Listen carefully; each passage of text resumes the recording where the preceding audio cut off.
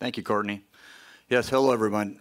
Darrell DuVall, and I've been with NRCS here in South Dakota since '94. They hired me when I was a sophomore in college. I worked in southern Black Hills, Hot Springs, Custer area for a while. In northeastern South Dakota, I ran the office in Webster, South Dakota for a while. And for 13 of the last 15 years, I was what they call tribal liaison, working with Lower Brew and Crow Creek. So our programs with those tribal entities and councils and department directors. Last couple of years, I've been helping more with some outreach of our programs on a statewide basis. We only have a few minutes here, so I'm going to skim through a few things, but I really need you to, if there's any questions you have, holler them out right then, stop me, and I will only take a minute at that time, because if you had a question, someone else probably does too, because there's only a few in here that have had an actual agreement or a contract, or admitted to it anyway, had a contract with NRCS. And that's where we have lots of support for new customers to NRCS and our partners. We have a lot of partners that also have funding and, most importantly, technical assistance. So we want to make sure that everyone is aware of the opportunities to get some guidance and have a thought partner, and then possibly also financial assistance. So again, we only have a few minutes here. So I do have a table, a booth that I'm sharing with our partner, South Dakota Association of Conservation Districts, is in the back of the room. Please join me there later today, or get my contact information and call me, email me anytime, and we'll see what we need to help with to get you on the next road. And today might be a little heavy in beginning and new customers. So because I kind of see what's in the room, and from what I was told, I want to make sure that if you're a beginning farmer, and that doesn't necessarily mean you're less than 30 years old, or if you're new to NRCS, that's what I want to highlight a little bit today in the few minutes we have. Just a little bit on how NRCS operates, some of our programs that might be more typical to an individual using them, and kind of just a little bit on those steps for applying, because that can be intimidating. What do we need to do? Where do we go to it? And a little bit about this IRA funding, and maybe a couple other items depending on what time we have.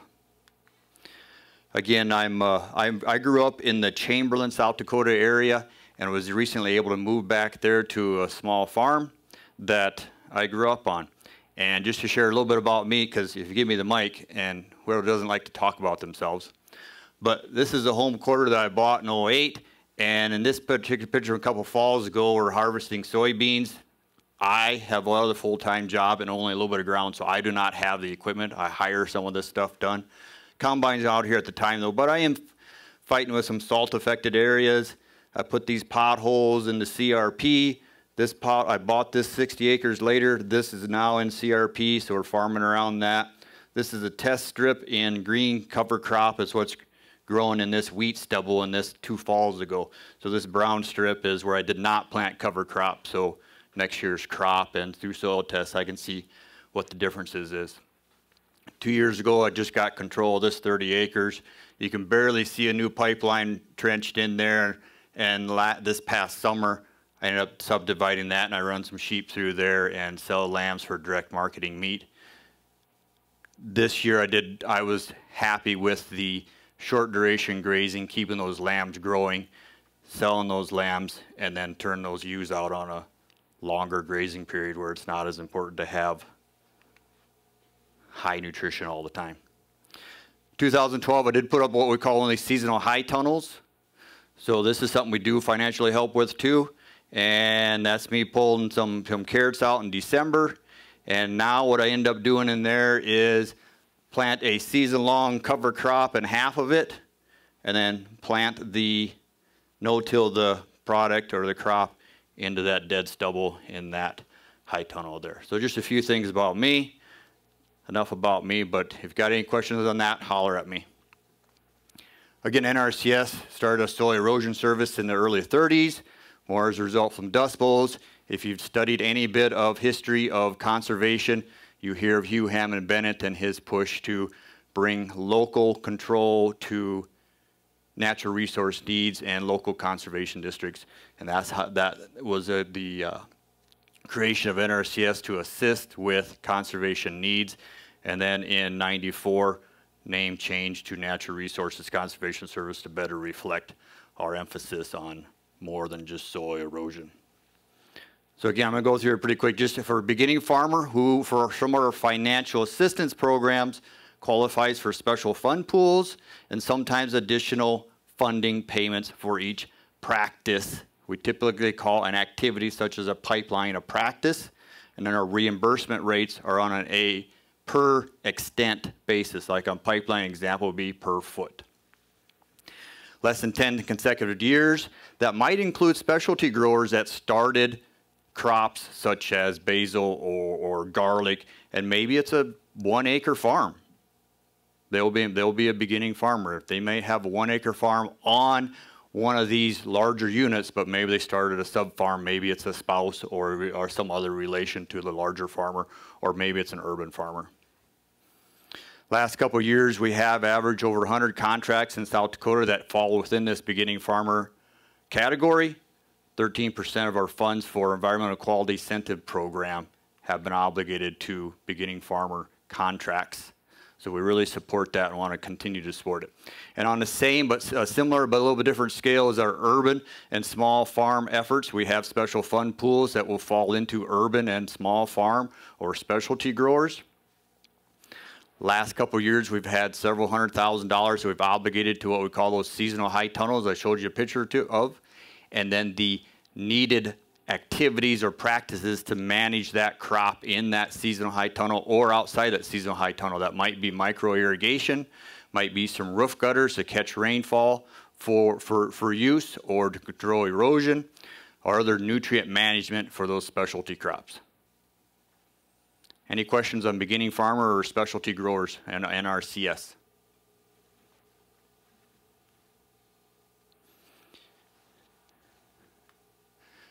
I do want to show that I have some of these here.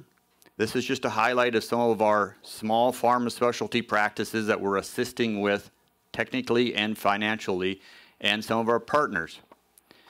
I want to introduce Mr. Rick Grosick, who is in the room today. Thank you for raising your hand, Rick. Rick, can you introduce your title and who you work for? I work for the South Dakota Specialty Producers Association.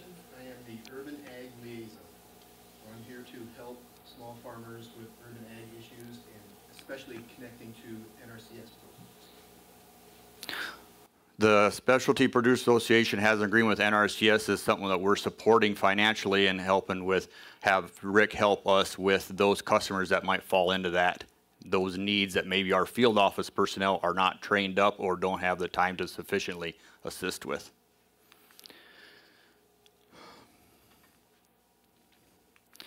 What I want to highlight is, before I talk about conservation financial assistance programs, what NRCS is known for is their technical assistance and what we call our conservation planning process. And I don't want to get into details on that. All that is a decision-making process. This document here, I think, is a great tool for you to take home and to share with others. And it's not just NRCS. This includes Farm Service Agency and Risk Management Agency for insurance options. But you see on this page 18, it talks a little bit about our planning process. Or again, this decision-making process of what's the need. And the reason I highlight this is I want you to take that home so that if you do have an agreement or you start talking to an NRCS office and you go home and then you got to sell this to a spouse or a partner or a son or a dad, this helps with terminology. When you heard it in the office, this helps bring back a little bit of terminology and say, well, they use this word here and they talked about forest stand improvement, and that next page talks about what forest stand improvement is. I really encourage that. Document there for you to take home. That planning process is basically 3 different phases. What's the current condition of your resources, whether that's land or organic matter land or current grass composition or your current wood lots. And then also, what skills do you have? What capital do you have to put into it? What technology or equipment do you have? That's part of all that assessing, that inventorying of what's going on and what you have available to solve whatever you want to improve, or problems you want to solve. Develop that plan, implement that plan. There's the 3 steps. Inventory, make some choices, do it. Again, that inventory talks a little more on your goals or what you want to change as part of our planning process. And that developing that plan, we offer those alternatives. A real good example would be if you want to pull cattle off a creek. Okay, do we put up a fence and a tank? Or do we put up a no fence and just a dam on the far side of that creek? Those are a couple of opportunities or alternatives. You pick what alternative fits your operation the best. Then that's part of that plan.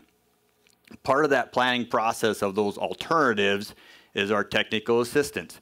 Some of the things that some people might not be aware of because they might just come in and ask do we have funds for cleaning out a dugout. But instead it's what's the needs and what can we help with. One of the examples is our science in helping with grass seeding plans. Talk about a certain grass species, native or introduced, and how many pounds per acre to drop in the drill for those seedings that you are needing to do to address a certain need, whether that's for hay or grazing or catch sediment. That's what we design those things for. Tree plan, depending on what that tree plan purpose is, whether it's for pheasant habitat or spread snow out over a field or others. We help, that's the thing we do, is the technical assistance that's not tied to dollars. Cover crops after small grain harvest typically. We have a lot of partners helping with cover crop species. This is a list of some different cover crop species. Again, pounds per acre, suggested times to plant. These are a couple examples of things we can help do with before we ever talk about dollars. The soil health assessment. This is a document from Soil Health Coalition that they have. We help do assessments in your crop fields or your pasture lands. Again, before we talk any dollars. There's rainfall simulation demonstration going to take place right outside the doors from the conference center room 2. Again, technical assistance NRCS offers to help you gauge what activities or all actions you want to take. And then just a list of our partners. Some of our partners. I'm going to skip through this part. Again, that plan includes your objectives, photos, and any other items that's needed, especially operation, maintenance, pipeline, and tanks. Now a little more interesting stuff. Our financial assistance programs, a lot of you might be kind of wondering about. And if you've been around NRCS at all for the last 25 years, you've heard of EQIP or EQIP or Environmental Quality Incentive Program. That's kind of the bread and butter that we've been using for a long time for reimbursement. You hear some people talk about cost share. Cost share is not a term that we technically have, that we have as any of our documents. We do not have cost share. We use that in loosely, but you will never see a percentage that we pay because we do not collect bills and determine that we're going to pay 70% or 90%. We have a flat rate per unit of measurement, like I gave the example earlier of if we can justify a tank for doing some natural resource benefit, which everything we put a dollar to, we have to justify for some natural resource benefit, then we can reimburse that pipeline and tank after it's done on a per foot basis or per gallon basis. I do want to remind, especially on beginning farmers and other groups that maybe have been historically underserved in the past, we do have the option for advance payment of some of those funds that we can reimburse. So example, if you need money to purchase that pipeline or give that contractor a bone to get out there and start doing that dirt work, we can advance some of that money ahead of time. That is an option to advance some of that money ahead of time. And then of course, a lot of times when I was in the field office and work on a lot of tribal projects, we would assign the reimbursement from NRCS to a particular contractor or vendor who is providing the fencing materials, for example.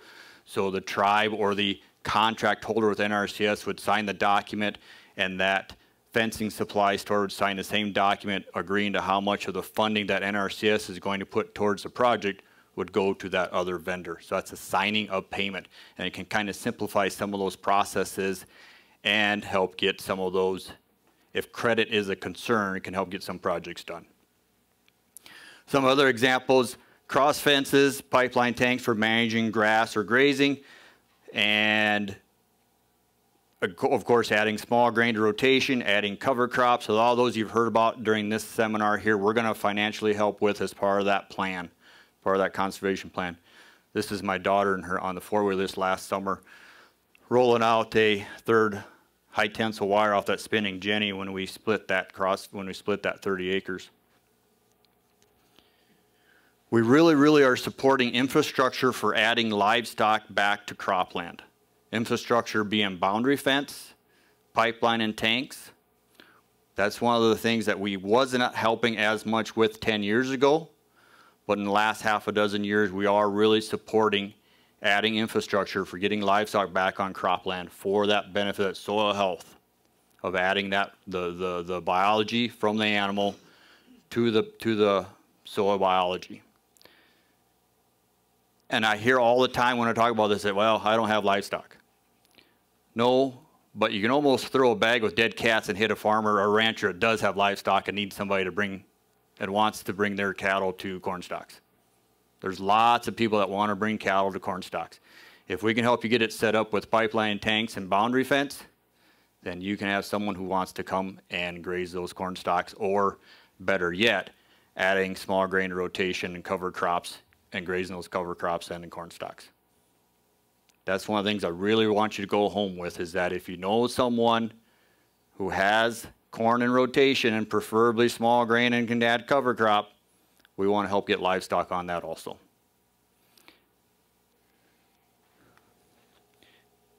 Any other questions on the Environmental and Quality Incentive Program and practices or activities that we might help pay for?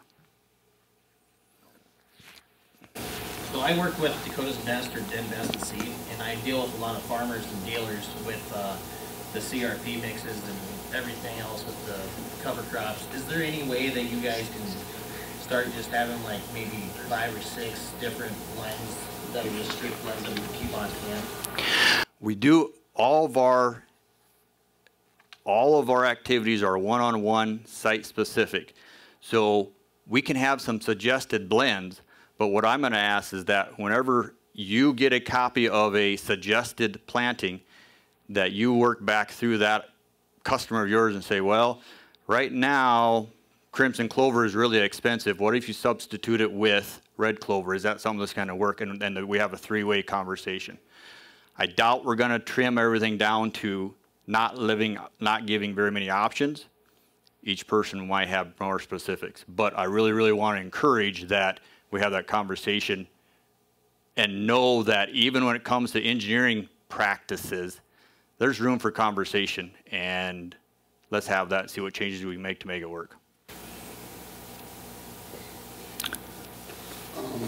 So I see brush control over there. Yep. If you have land in like a wetland reserve program and you're getting a lot of Russian olive, probably. Yep. Is there some incentive to control that so it's not forced? So the question was on one of our easements, and maybe other easements. A lot of entities have easements.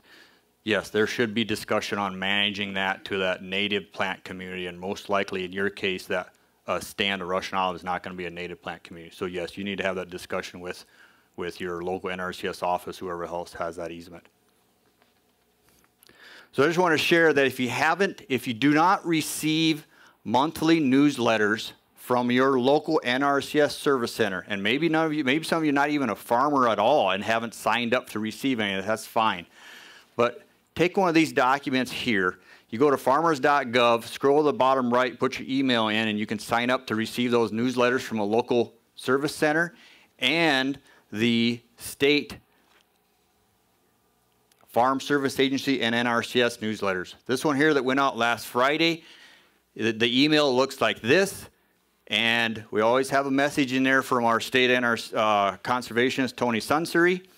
This last message from Friday talks about some new practices that we might have in our toolbox for solving some of your concerns or making improvements. And you may not be able to read this, I understand that, but composting facilities we're adding to our toolbox. We haven't been able to do that much before.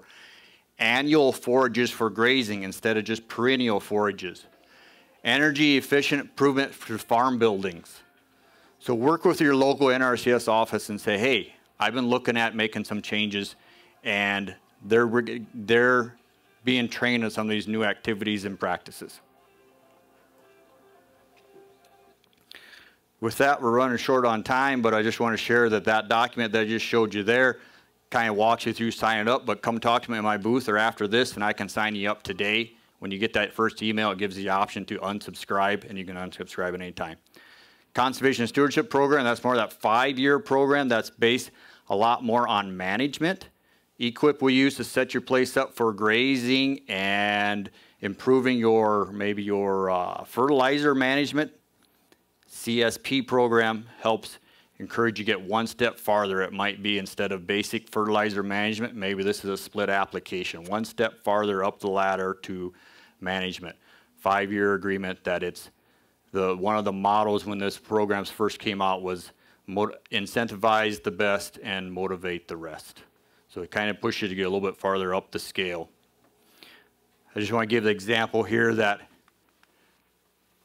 maybe in an example like this, we have a farmer, a typical traditional farmer that's farming, and maybe I mentioned earlier, maybe there's a spouse or a partner that has a small operation in the farmstead or a small direct meat sales operation that's separate from the larger farmer, and that person might be a beginning farmer, might be an urban or small scale farmer, and could be separate from. And maybe Farm Service Agency doesn't list it right now as a separate operator, but maybe that's a separate operator if you're operating on, if you got a son or a niece or a spouse or a cousin who has a whole separate business on that larger farm. Don't be afraid to ask questions at Farm Service Agency or with me. Should this person have their own farm number at Farm Service Agency?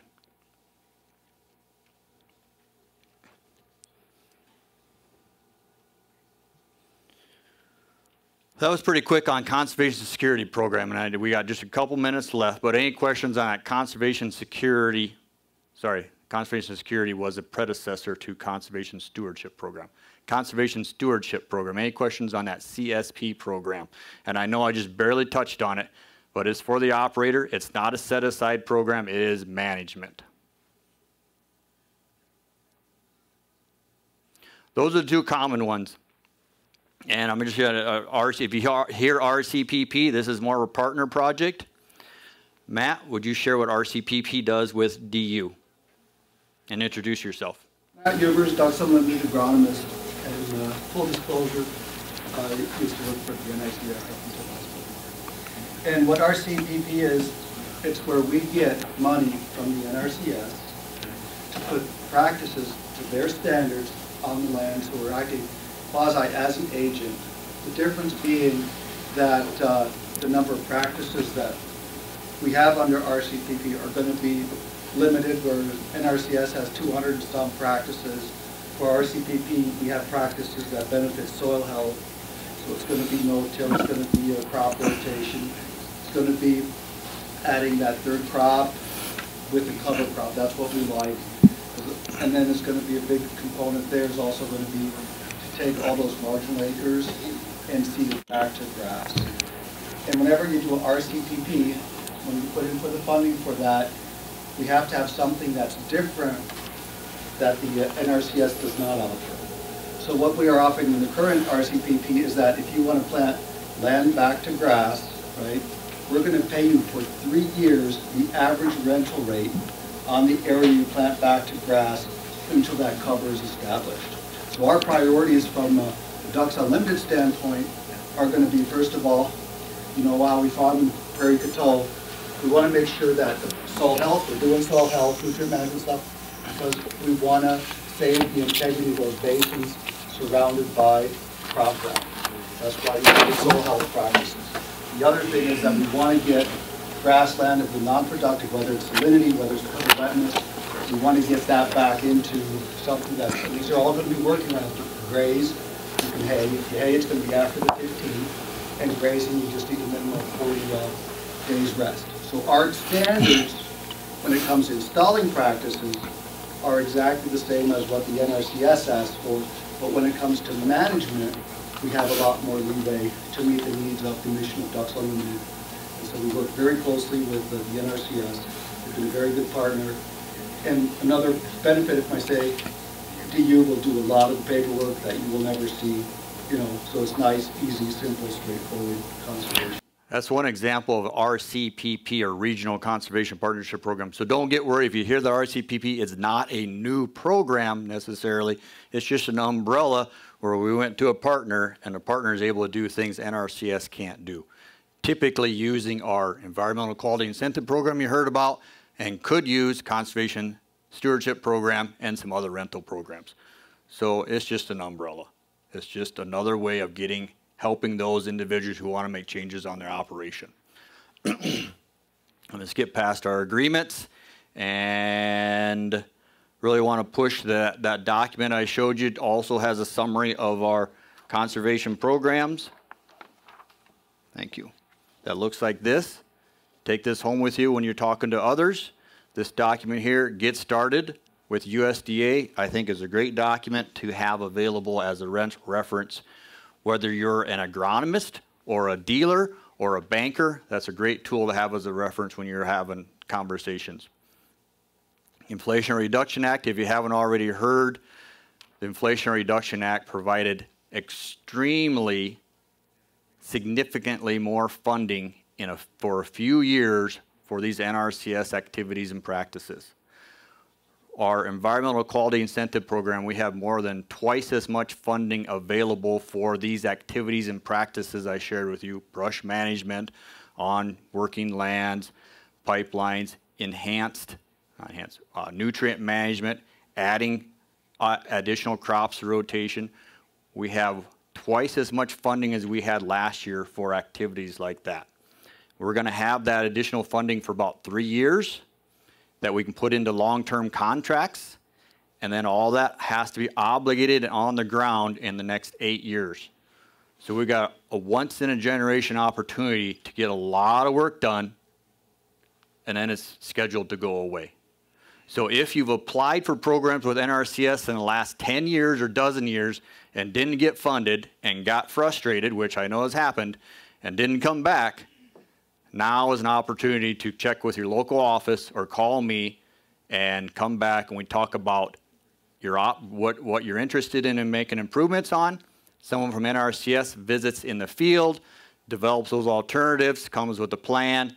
We apply for funding and get the work done, or we help you find partners such as Ducks Unlimited, South Dakota Soil Health Coalition, and lots of other partners to get that activity done.